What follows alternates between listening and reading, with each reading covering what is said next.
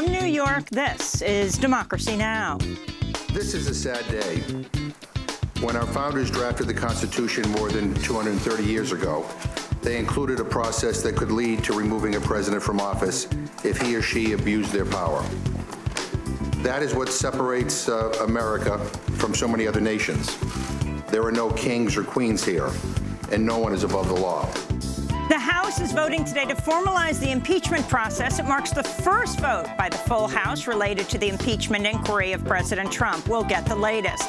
But first, we look at the climate crisis as Chile cancels the upcoming UN climate summit due to weeks of mass street protests. This has been a difficult decision, a decision that causes us much pain, because we perfectly understand the importance of APEC and COP for Chile and the world. This comes as a major new study warns 300 million people are at risk from rising sea levels, 3 times more than previous estimates. Plus, we go to California, where extreme winds of up to 60 miles per hour cause new fires to erupt across Southern California. We'll speak with Congressmember Ro Khanna about the growing calls to make Pacific Gas and Electric a public utility. We'll also speak to a woman who risked her life while fighting fires as a prisoner in California. I made about 53 cents an hour. My total check per month was about somewhere around $64, I believe, and I was one of the highest paid at the fire department. So the other women that I worked side by side with were making about 38 cents an hour. Plus, we speak to a reporter at the Los Angeles Times about her story, Housekeepers and Gardeners Go to Work Despite the Flames. All that and more coming up. Welcome to Democracy Now!, democracynow.org, the War and Peace Report. I'm Amy Goodman. In California, extreme winds of up to 60 miles per hour caused new fires to erupt across the southern part of the state Wednesday. In Ventura County, north of Los Angeles, the so-called Easy Fire came nearly to the doorstep of the Ronald Reagan Presidential Library as hundreds of firefighters worked to control the blazes. This is Simi Valley resident David Pollack, one of 30,000 residents of the region forced to evacuate the climate change-fueled fires.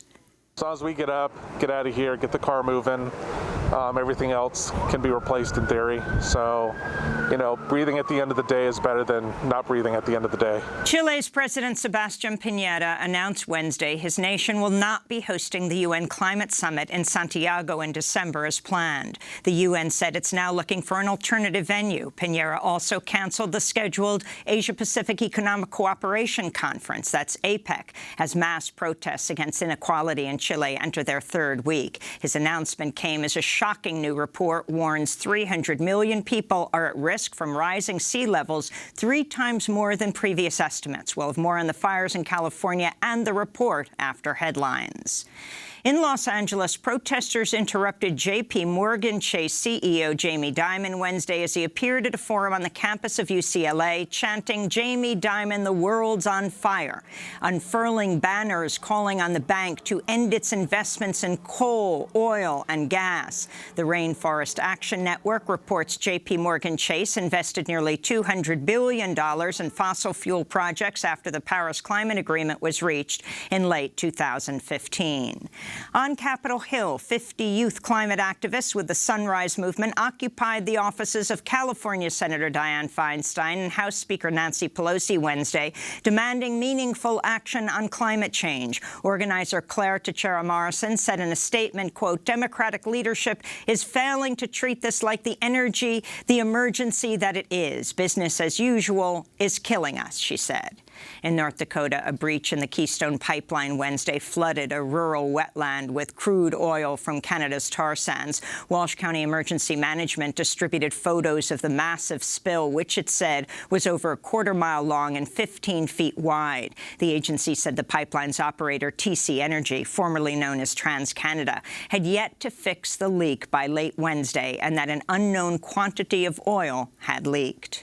The House of Representatives is voting today to formalize the impeachment process, marking the first vote by the full House related to the impeachment inquiry of President Donald Trump. This comes as the top Russia official on the National Security Council, Tim Morrison, is scheduled to testify on Capitol Hill today. On Wednesday, it was reported Morrison will soon step down from his post. Meanwhile, House Democrats have asked Trump's former National Security Advisor John Bolton to testify, but his attorney says he would not appear unless he is subpoenaed. Later in the broadcast, we'll go to Washington, D.C. to speak with California Congressmember Ro Khanna about the latest on the impeachment inquiry.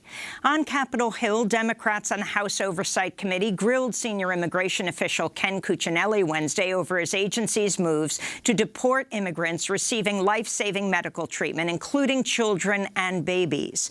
In September, following public outcry, U.S. Citizenship and Immigration Services reversed its decision to end deferred deportations for immigrants with serious medical conditions. At Wednesday's hearing, Missouri Democratic Congressmember William Clay pressed Cuccinelli, the acting director of USCIS, over the cases of parents of critically ill newborn babies who were told they had 33 days to leave the United States or face deportation.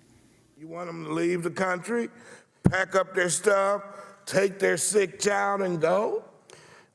Either that or make their case in the immigration process where it's appropriate to do so, All to in the middle of them being there trying, hoping and praying that they save their child's life. Which is why deferred action continues to exist elsewhere in DHS. How cruel.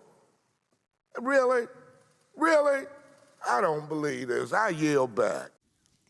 President Trump's nominee to fill an open seat on the 9th U.S. Circuit Court of Appeals, Nevada lawyer Lawrence Van Dyke, broke down in tears Wednesday as lawmakers questioned him about the American Bar Association's finding that he's not qualified to become a federal judge. In a scathing letter to leaders of the Senate Judiciary Committee, the ABA determined Van Dyke to be, quote, arrogant, lazy, an ideologue, and lacking in knowledge of the day-to-day practice, including procedural rules. And went on to say he, quote, lacks humility, has an entitlement temperament, does not have an open mind, does not always have a commitment to being candid and truthful. The report also said Van Dyke would not promise to be fair to members of the LGBTQ community. On Wednesday, Van Dyke broke down in tears when asked about the findings at his Senate confirmation hearing. No, I did not say that. I do not believe that. It is a fundamental belief of mine that all people are created in the image of God. They should all be treated with dignity and respect. Van Dyke has previously taken hardline positions against gun control, marriage equality, and abortion. Indian Prime Minister Narendra Modi tightened his control over Kashmir on Wednesday as his government announced plans to split the state of Jammu and Kashmir into two federal territories controlled directly by New Delhi. Over the summer, massive protests erupted after Modi revoked the special status of the Indian-controlled part of the Muslim-majority region. Human rights groups say Modi's government then carried out widespread torture, extrajudicial killings, arbitrary arrests, and other crimes in Kashmir. Meanwhile, Kashmiri militants shot dead 5 construction workers from eastern India Wednesday. The latest violence came as a group of European Union lawmakers from far-right parties toured Kashmir in a move decried by human rights groups as a PR stunt. The 27 parliamentarians from countries including France, Germany, Italy, Poland, Spain, and the UK met with Modi for a photo op on Monday. The Pentagon has released video of the U.S. military assault on the compound in Syria that it says killed ISIS leader Abu Bakr al-Baghdadi and 2 of his children on Saturday when he blew up his suicide vest in a tunnel. The head of U.S. Central Command, General Frank McKenzie, said Wednesday al-Baghdadi's remains were buried at sea and that the U.S. was on alert for retribution attacks. The video does not contain any audio of the assault, casting further doubt on President Trump's lurid account made to a national audience Sunday morning that Baghdadi died, quote, whimpering, crying, and screaming. In the Philippines, a powerful 6.6 magnitude earthquake rattled the southern island of Mindanao on Thursday morning, 2 days after a similarly sized quake killed 8 people, flattened buildings, and left more than 12,000 people homeless. Brazilian President Jair Bolsonaro lashed out Wednesday at Brazil's largest media company, Globo, after it broadcast a report alleging a link between Bolsonaro and 2 men accused of murdering the Rio de Janeiro city councilwoman Marielle Franco in March of last year. Globo quoted a doorman who said one of the murder suspects, alleged getaway driver Elcio de Queiroz, arrived at Bolsonaro's gated community on the night of the murder and was granted access after calling Bolsonaro's residence. De Queiroz then drove to the home of the second suspect in the murder, alleged triggerman Rani Lessa, who has a residence in the same area. Bolsonaro has denied knowing the suspects, even though he appears in a photograph circulated on social media with De Queiroz, and one of his sons once dated Rani Lessa's daughter. Bolsonaro recorded an angry 23-minute diatribe early Wednesday morning from a hotel room in Riyadh, Saudi Arabia. But now you try to link me to the murder of Marielle. You jerks of TV Globo. You jerks. You scoundrels. This will not stick. I don't owe anyone anything. Não vai colar. Não devo nada a ninguém. Não tinha motivo nenhum para matar quem quer que seja no Rio de Janeiro. I had no reason to kill anyone in Rio de Janeiro. I knew about this councilwoman. I found out about her on the day she was murdered, which by coincidence was March 14th. For the love of God, where are your heads? You have no common sense, TV Globo.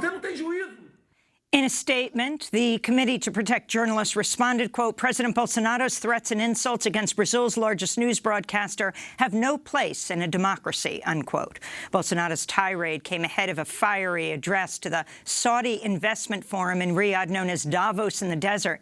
In the speech, President Bolsonaro praised Saudi Crown Prince Mohammed bin Salman and Donald Trump while blasting French President Emmanuel Macron, who criticized Bolsonaro's support for the illegal ranchers and miners behind many of the fires sweeping the Amazon rainforest. Colombia's government says it's deploying the military to the southwestern province of Cauca after 5 indigenous people were murdered on their reservation. 6 others were wounded in Tuesday's attack after heavily armed assailants opened fire with guns and grenades on a convoy of people responsible for security in the semi-autonomous Nasatuqueo Indigenous Reserve. Among the dead was community leader Cristina Bautista. Colombian President Ivan Duque traveled to the region Wednesday, blaming dissidents in the FARC rebel group who oppose a peace deal, but police have made no arrests and no suspects have been named in the murders.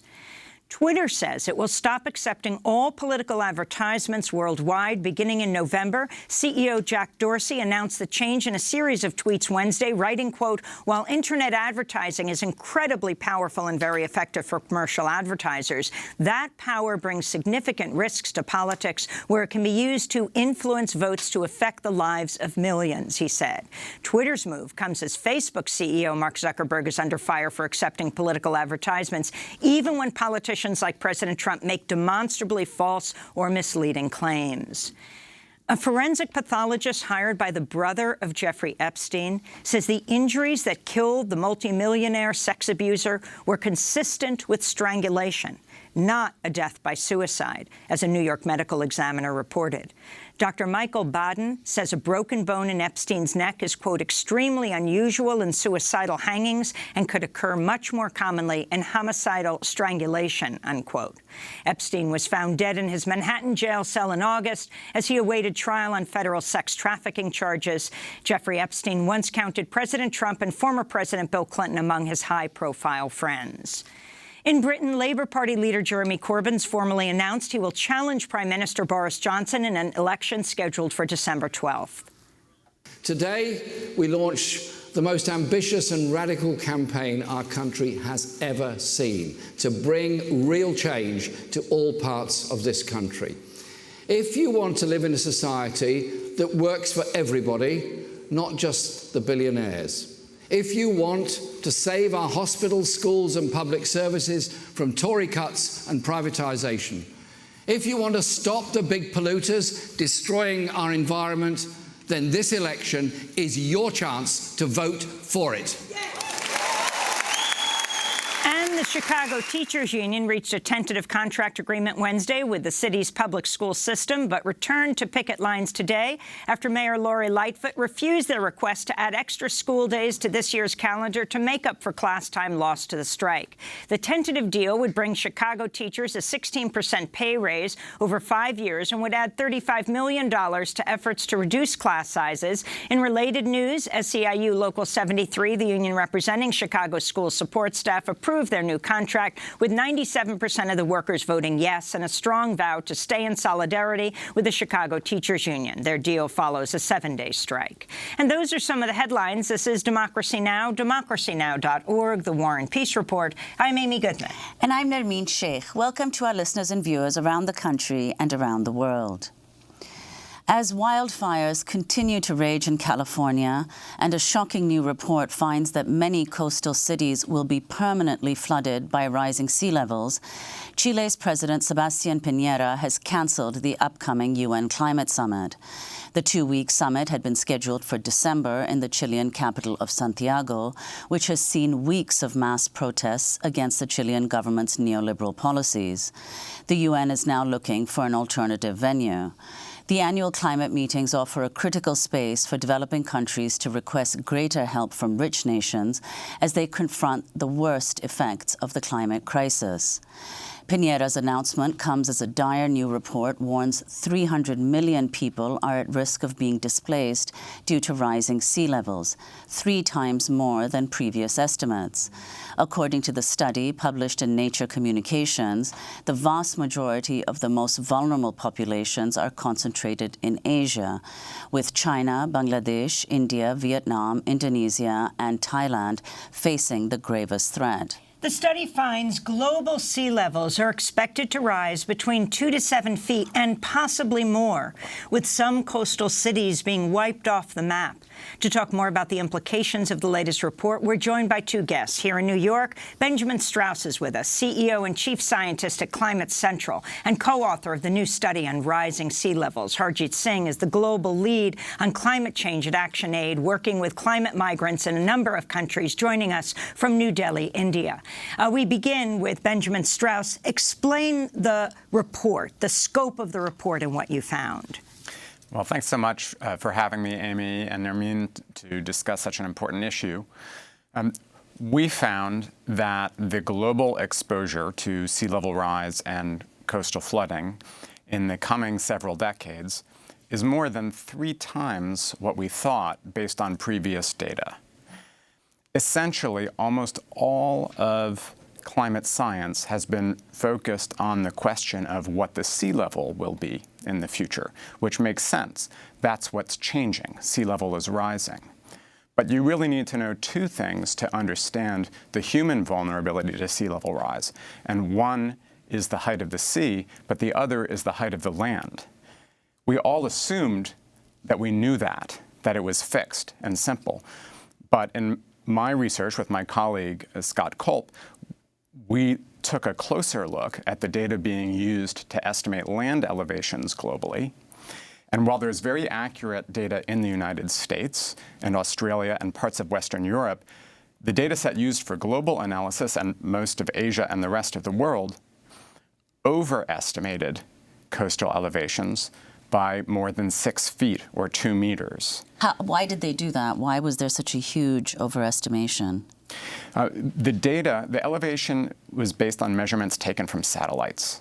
So basically the sensing beams that came down were very broad in their footprint, and so averaged in rooftops, buildings, treetops with the ground in determining the actual the elevation in the data set. Let's look at a map depicting southern Vietnam could all but disappear by 2050. In Shanghai, one of Asia's most important economic engines, water threatens to consume the heart of the city and many other cities around it. Yes, so we've made an interactive map. We published a map together with the report so that any of your listeners can look really in any part of the world if they go to coastal.climatecentral.org. And we found huge changes in the major deltas of Asia compared to what we had previously thought. Now, it is worth also noting that we discovered more than 100 million people today live on land that's below the high tide line. And there's a little piece of hope in that, which is that means that most of them are likely to be protected by coastal defenses to some degree. But on the other hand, it also means that many people, we may not hear about it in the headlines, many people may already be suffering from frequent flooding and inundation affecting their lives and livelihoods. And the new findings are based on an innovative way to read satellites?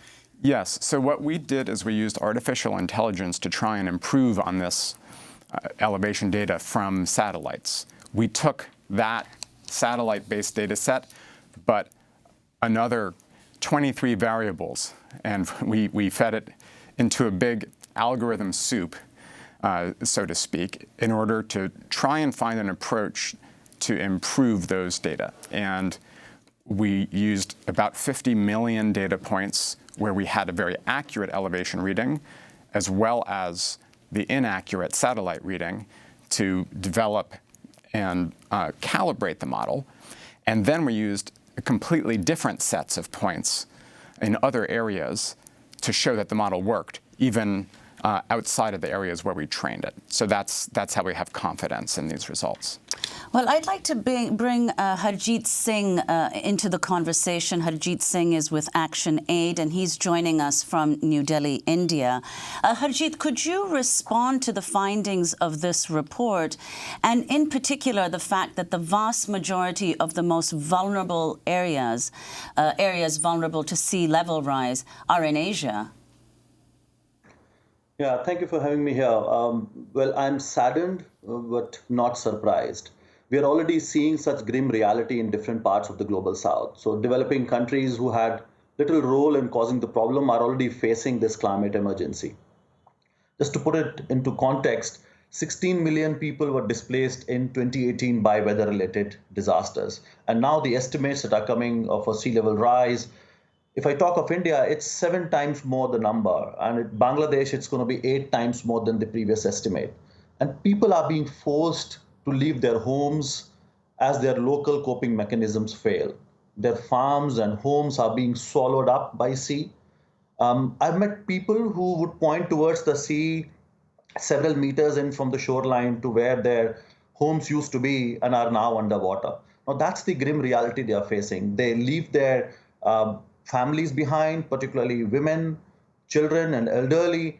And we are seeing in this part of the world how families are getting disintegrated completely, and they have no place to go.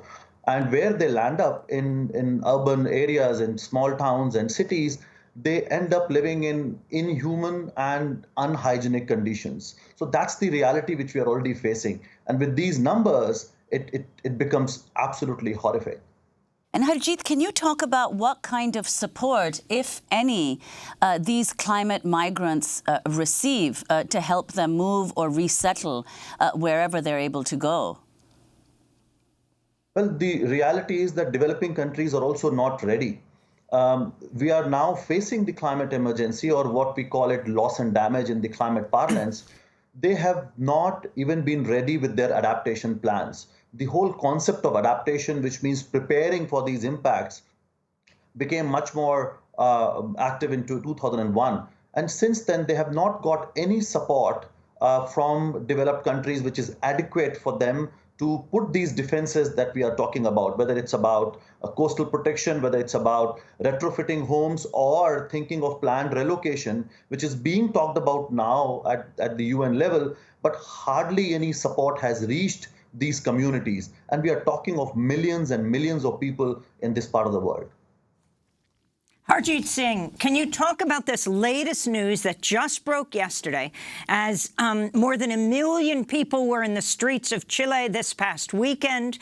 The embattled president, Piñera, announced that the UN climate summit would be canceled in December. It was going to be held in Santiago.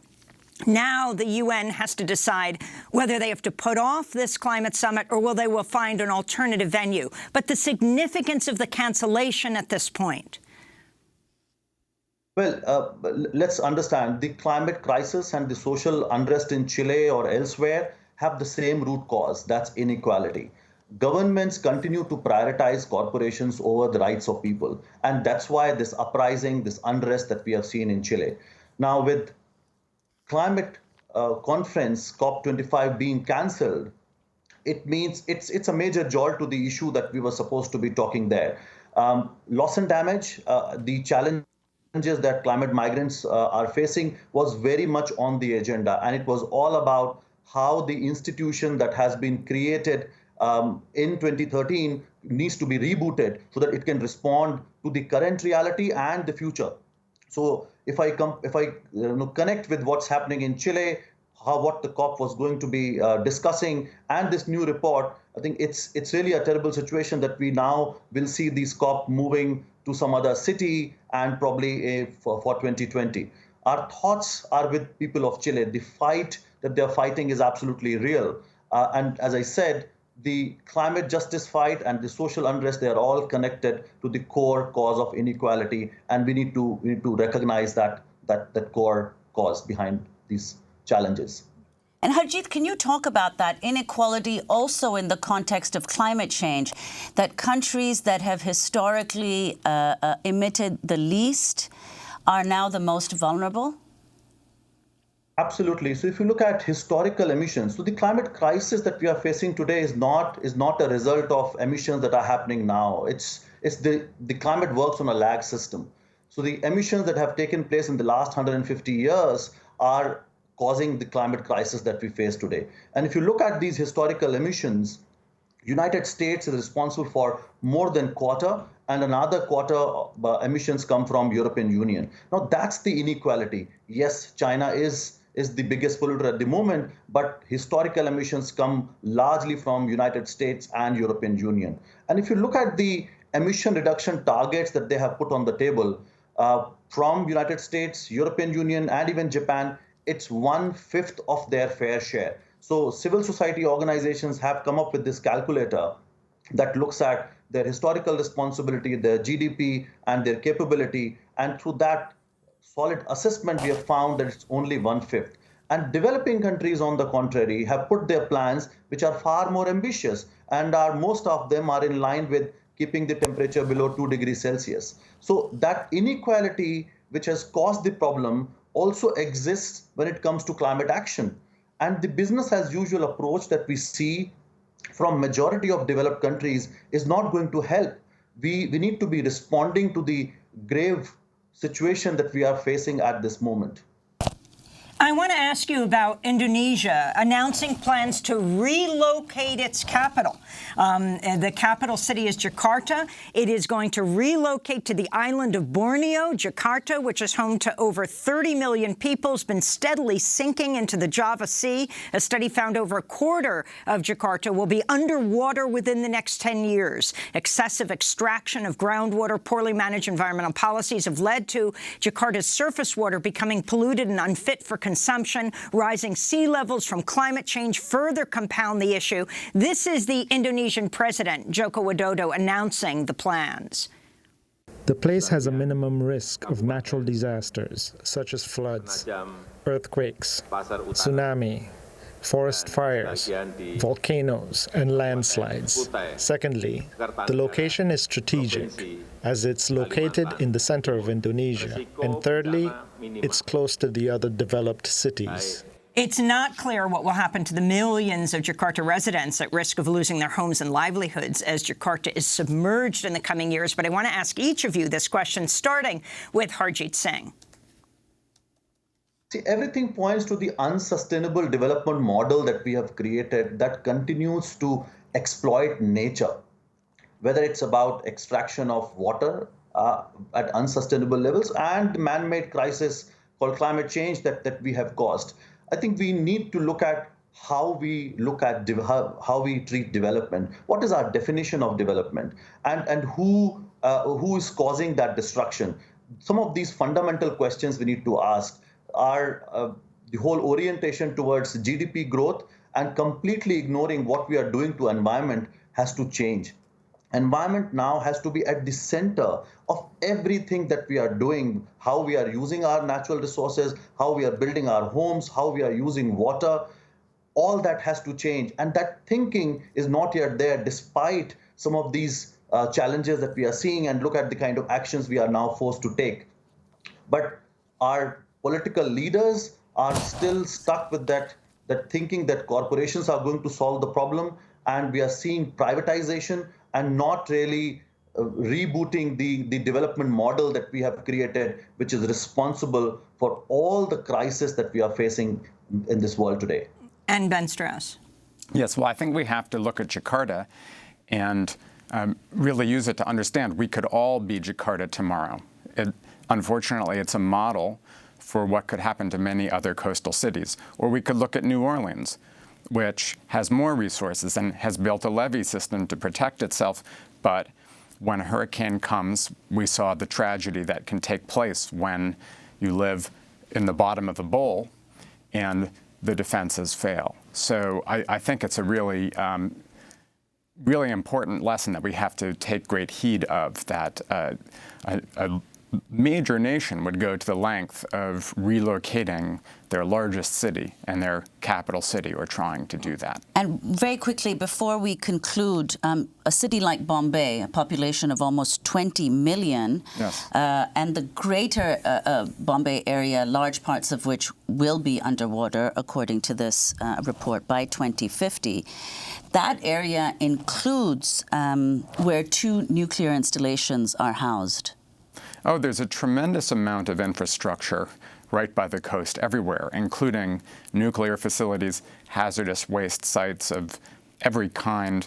And as you know, if the ocean rises to submerge those areas, right, all kinds of nuclear waste or toxins and other noxious materials can be spread around. So we have an enormous cleanup or better defense effort in front of us. This is an entirely new problem in the course of human civilization. We really don't have the institutions or the precedent to deal with the loss of land. And I hope that with adequate warning, decades of warning, we have some chance of finding and investing resources to defend the places that we are able. But there's a great inequity of resources around the world. It's going to be very expensive. And some places, just by their geography, may be prohibitive to defend. So yes, this really is a new chapter. And if I can find any silver lining in this, and it's hardly one, but I'll say that just as the threat from sea level rise and coastal flooding turns out to be much greater than we thought it was. 3 times greater. 300 million 3 times greater. People will be affected. The benefits of cutting climate pollution would also be 3 times greater, right? So think of the benefit-cost equation that moves some audiences. It suddenly changed. But on the other hand, Harjeet made a very important point, is that there is a lag in the system. So if I put a chunk of ice on the table in front of us right now, it's very simple and profound, it wouldn't melt instantly. It would take time. So in the same way, the ice sheets on Antarctica and Greenland have just barely begun to respond to the warming that we have already caused. We want to thank you so much for being with us. Benjamin Strauss, Chief Scientist at the news and science organization Climate Central, and Harjeet Singh, Global Lead on Climate Change at ActionAid, speaking to us from New Delhi, India. When we come back, we continue on the climate crisis by looking at the fires still raging in California. The Congress member we'll speak to is calling for PG&E to become a public utility. Then we'll speak with a woman who is a former prisoner who fought fires while incarcerated. We'll also talk about the housekeepers and the workers who are going to estates that are burning, where the owners have evacuated, but the people are not told. Stay with us.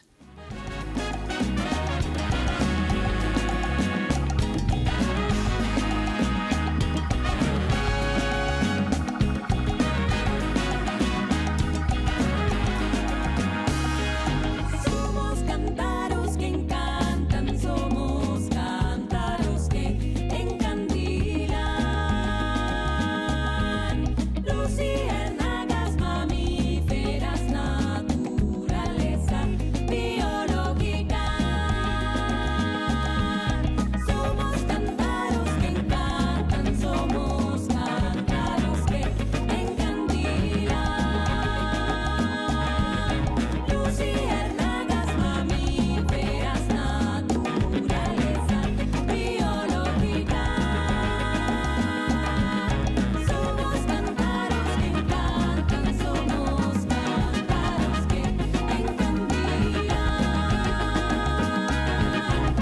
This is Democracy Now!, democracynow.org, The War and Peace Report. I'm Amy Goodman with Nermeen Sheikh. Extreme winds of up to 60 miles per hour caused new fires to erupt across Southern California Wednesday, prompting tens of thousands to evacuate. The blazes are just the latest in a spate of climate change-fueled fires threatening the state.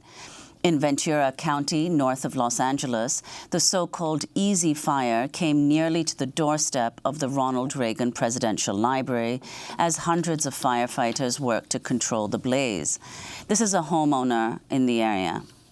I've lived in California all my life here in Southern California, and we've always encountered the Santa Ana winds and the fires, but not to this extent. So in the last 5 years, it's been a little bit different, and like I said, it's a game changer for us all. It's the new normal.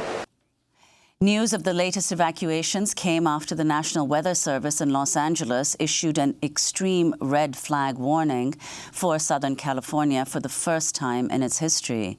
Fires in California are typical at this time of year, but the length and severity of the state's fire season has grown due to climate change. Evacuations have been lifted for the Getty Fire, which erupted in one of Los Angeles' most opulent neighborhoods on Monday. In Northern California, firefighters have finally beat back the Sonoma County Kincaid fire that had forced nearly 200,000 people to flee their homes over the weekend. Firefighters reaching 45% containment of what had been the most threatening fire in California. Nearly all evacuees in the region have now been allowed to return to their homes. This comes as the public utility giant Pacific Gas and Electric said Wednesday it would begin restoring power to the 365,000 customers who were plunged into darkness over the weekend as fires first erupted across the state. PG&E, the corporation that controls most of Northern and Central California's electricity and the biggest utility in America, has been implicated in many of the fires that have ravaged California in recent years, including the Camp Fire that killed 85 people and completely destroyed the town of Paradise in 2018. In January, PG&E declared bankruptcy, facing a number of lawsuits related to the wildfires, but it still controls much of California's power grid. For more, we go to a lawmaker who's calling for the California state government to take over control of PG&E and make it a public utility. Congressmember Ro Khanna joins us now from Washington, D.C. Congressmember Khanna, later in the broadcast, we're going to talk to you about this epic day around the issue of impeachment. But right now, we're focusing on what's happening in California, which is also, to say the least, epic in this state of emergency. Explain for people around the world who don't understand how PG&E operates what it is now and what you are calling for. Well, first of all, it has been a disaster in the Bay Area of where I live. People's homes are being destroyed by fire. Many thousands of people are without basic electricity. PG&E is basically a private monopoly that gets a return on investment for their private investors, but has no competition. It's the worst of both worlds. It's a monopoly, a private monopoly, and yet it has exclusive jurisdiction over a particular zone, so it doesn't have the competition that free markets usually have. And this has resulted in PG&E making systematic underinvestments. They have not secured the power lines. They have not engaged in the brush clearing that was necessary to make sure that these fires didn't escalate. They have no provision for backup power, even though this was completely foreseeable. At the same time, they're paying their CEO $9.8 million, and the investors are making money, and this mismanagement has led to bankruptcy. What I have said is, in a case where you have a private monopoly without competition, that's a case of public ownership where you're not having a profit motive and extractive capitalism. The state should take over PG&E, and different municipalities should run the power distribution for their cities, and then the state should provide it to rural areas where the cities can do the job. Representative Ro Khanna, how common is it in the U.S. that gas and electricity are provided by private corporations? I mean, I myself was confused that this PG&E is called a public utility, but in fact it's private. Well, it's technically a public investor utility. In other words, there is public regulatory oversight over it, the California Public Utilities Commission, but it's private investment and it has a private board of directors and they determine the executive compensation. And the public regulators really don't have much ability to move PG&E. At the same time, PG&E is pouring millions of dollars into the governor's campaign, into state legislators' campaigns. So the process has been co-opted by these special interests. Unfortunately, most of the country, many states have public investment utilities. And this is why Bernie Sanders and his Green New Deal plan has said that we need to move to publicly owned utilities. And we know in publicly owned utilities, particularly municipalities, are much better. It's lower cost for residents. Their energy mix tends to be much more renewable. Their safety standard tends to be much higher. And you take the profit motive of extractive capitalism out of it. And so what would need to happen for it to become an actual publicly owned utility controlled by the state of California? And can you explain, for example, how that might have changed the outcome of what happened in Paradise, California, which burned to the ground, killing 85 people last year? Absolutely. Well, had PG&E been a publicly owned utility, instead of paying $9.8 million to the CEO, because there's no way California voters or taxpayers would have allowed that, PG&E would have been required to make the investments in the safety of the power lines. They would have been forced to make the investment in clearing out the brush or trees where they were in dangerous positions. I had someone in my district who said that PG&E had come 2 months ago saying 9 trees needed to be removed because they were a fire hazard, and no one has followed up. So there would be far more public accountability. There also would be a much larger source of renewable energy. In my district, Silicon Valley Power is a public utility in Santa Clara. They have almost 40% of their energy be renewable. They have lower rates, and they're much safer. So how do we get there? PG&E currently is in bankruptcy. Their entire market cap is about $2 billion. California, as you know, has a state surplus. We could easily take over the utility in bankruptcy, either by issuing bonds or by using some of that surplus. We're going to break and then come back to talk about what's happening in California. In addition to Congressmember Ro Khanna, we'll be joined by Mika Mota, who is a former prisoner firefighter, and talk about what that means and for the prisoners today who are fighting fires. And we'll speak with an LA Times reporter who has been talking to people who are heading to these estates that are blazing, and the workers don't realize this. The owners have evacuated, but the workers haven't been told. Stay with us. If I fall short,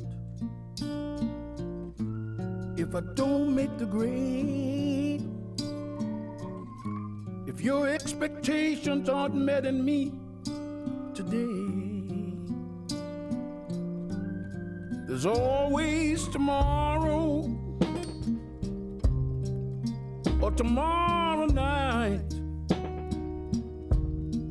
hanging there, baby. Sooner or later, I know I'll get it right. Please don't give up on me. Oh, please don't give up on me. I know it's late in the game, but my feelings, my true feelings, haven't changed.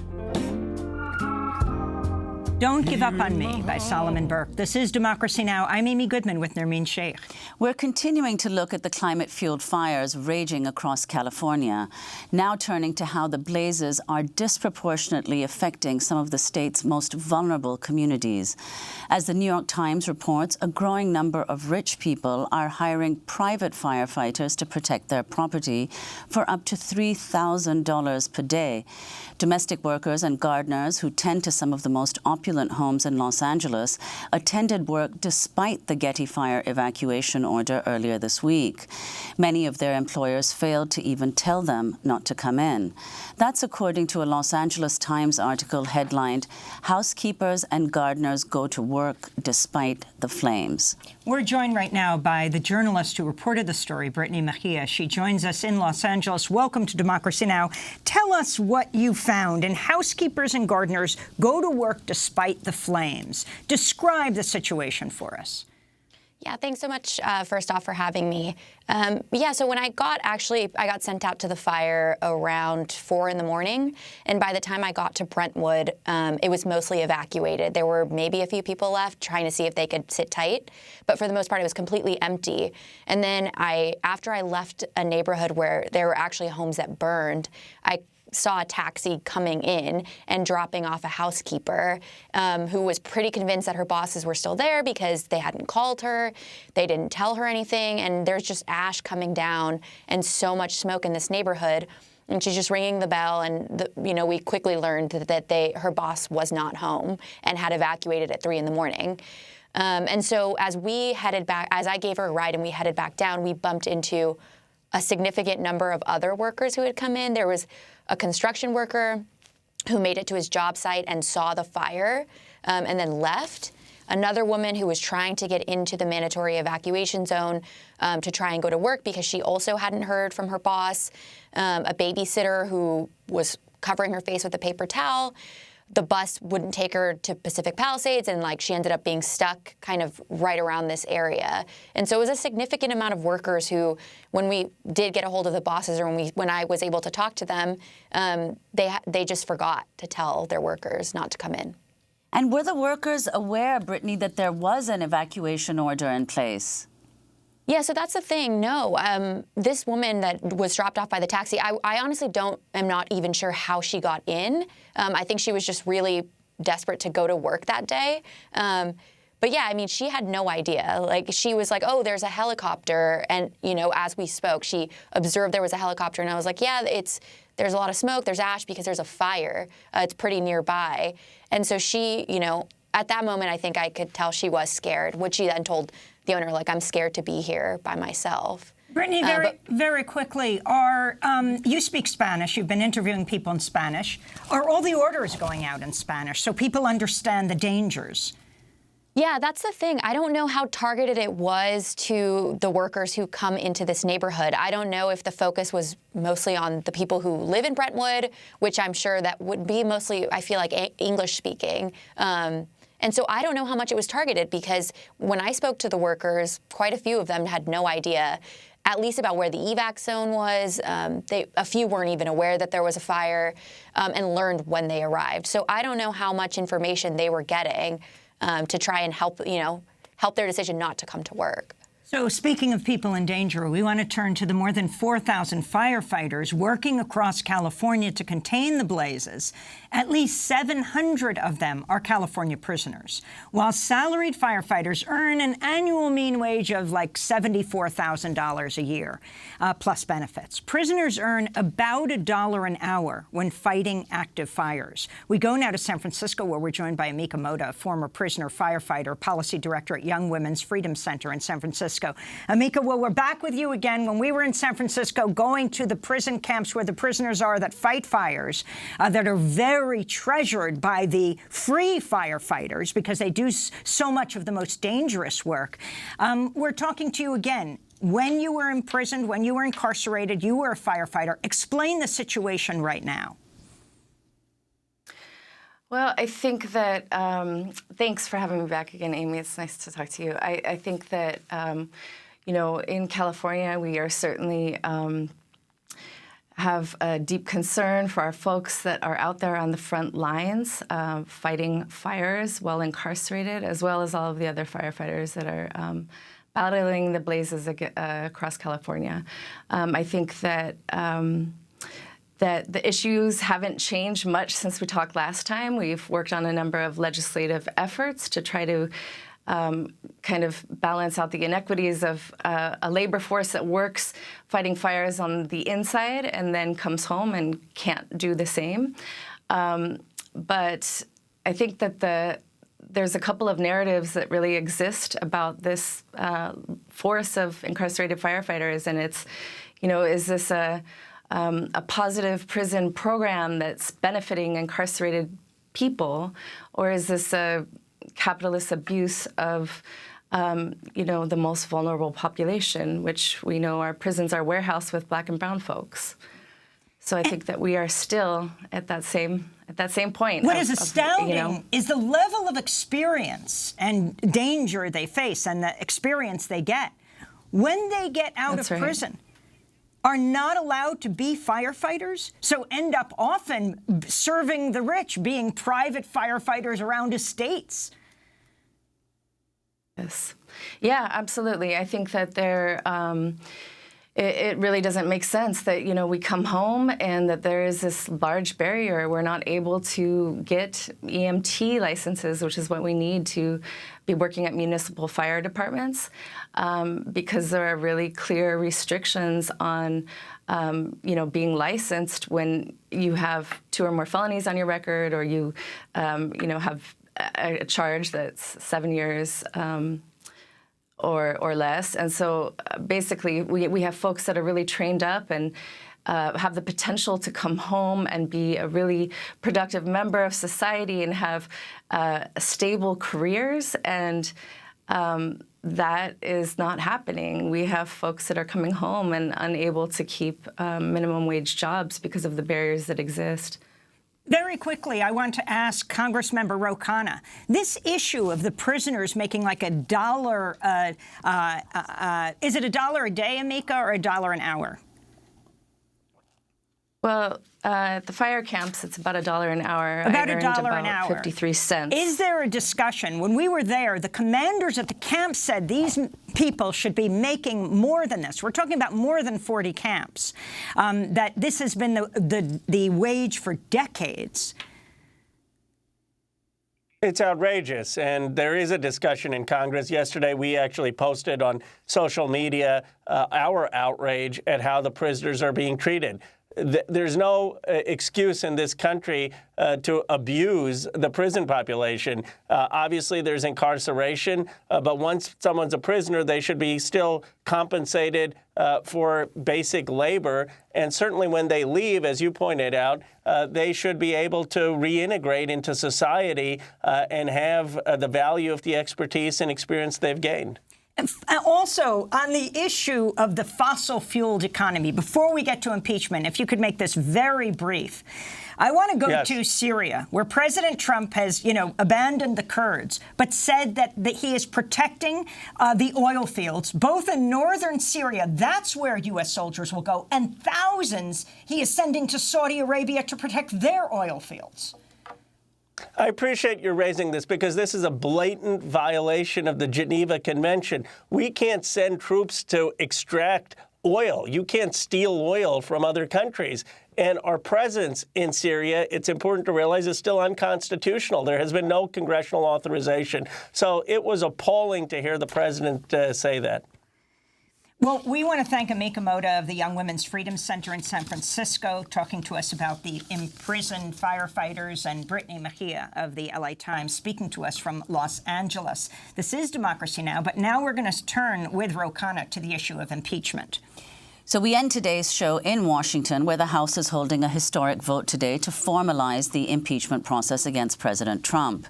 The probe centers on whether Trump withheld military aid to Ukraine to pressure Ukrainian President Volodymyr Zelensky to investigate Trump's political rival Joe Biden and his son Hunter, who served on the board of Burisma Holdings, a Ukrainian energy company. Congressman Ro Khanna, you serve on the House Committee on Oversight and Reform. Talk about the significance of today's vote. It's a very important vote. I commend Speaker Pelosi, because we're going to have virtually a unanimous vote among the Democratic caucus to affirm the impeachment inquiry and to set forward the process going forward on how we're going to get to articles of impeachment and have a vote on impeachment. The important thing here to understand is that the evidence is overwhelming that the president was pressuring Zelensky into investigating his political rival. And it was not just one phone call. What we have seen emerge is a pattern, a conspiracy lasting months to use the United States government to benefit Donald Trump's own reelection campaign. Well, the Republicans, of course, have condemned the entire inquiry, saying it's undemocratic. So could you respond to that? And how do you think Republican members of the House are likely to vote? Well, it hasn't been undemocratic. In fact, the process has been followed in a very, very fair way. We have had a private setting for investigations and fact-gathering. In that setting, Republicans have been able to be there. They've been able to ask questions. They've been able to examine witnesses. The reality is they're the ones who've been obstructing the process. Now that the fact-gathering is ending, the hearings are going to be public, and the president's lawyers are going to have due process rights. What is sad, what is so sad in this process is the attack on civil servants that is basically undermining public service. I mean, there used to be a stature to serving in government, and it's government that has done so many extraordinary things, from innovation to helping protect American security. And the Republicans have launched a systematic attack on career civil servants to try to defend this president. Explain particularly around around the testimony of Vindman and the significance of who he is and what happened behind closed doors, if you know, the screaming match that took place as the Republicans tried to use that moment to get at the identity of the whistleblower, thinking it was the whistleblower who he spoke to. Well, Vindman is a patriot. I mean, he is someone who is won the Purple Heart, who has served this country honorably. And you have the president's allies going on television, accusing Vindman of having dual loyalties, accusing him of conspiracy theories, accusing him of betraying the interests of the United States. And all Vindman did was comply, as he was legally required to do, with the congressional subpoena, congressional inquiry for testimony. And what he did is testify to the best of his knowledge. So the attack on people like Vindman He's a lieutenant is an colonel attack who Fox is suggesting has committed treason. Yes, and this is an attack on people who are not political. They're not people who are working on Trump or any campaign. These are people who are serving our country. And you've seen now this is not just with Vindman. This is with people at the State Department. It's with our intelligence officers. It's with career civil servants. Republicans are basically saying that they're not worthy, they're dishonest, they're unpatriotic. And so I ask you, how, when we're doing this, how are people going to have faith in government? Why are the next great scientists, the next great leaders going to want to work with the United States government? What a loss for us at a time when our government really helped create the internet, helped create antibiotics, helped create sensors, and we're going to now diminish government at a time where we need a strong government partnership with the private sector and research universities for America to compete. So the Republicans, it's not just this president. It's important to understand that they're inflicting so much damage on the institutions of our democracy and government. Finally, will these impeachment hearings be televised? Yes, they absolutely will. They will be televised. The testimony will be public, and Republicans will get to ask questions. But I think here's what the Republicans are realizing. We got to leave it there. The attack on process isn't going to work. They have no defense for the conduct of the president. Congressmember Ro Khanna, thanks so much. I'm Amy Goodman with Nermeen Sheikh.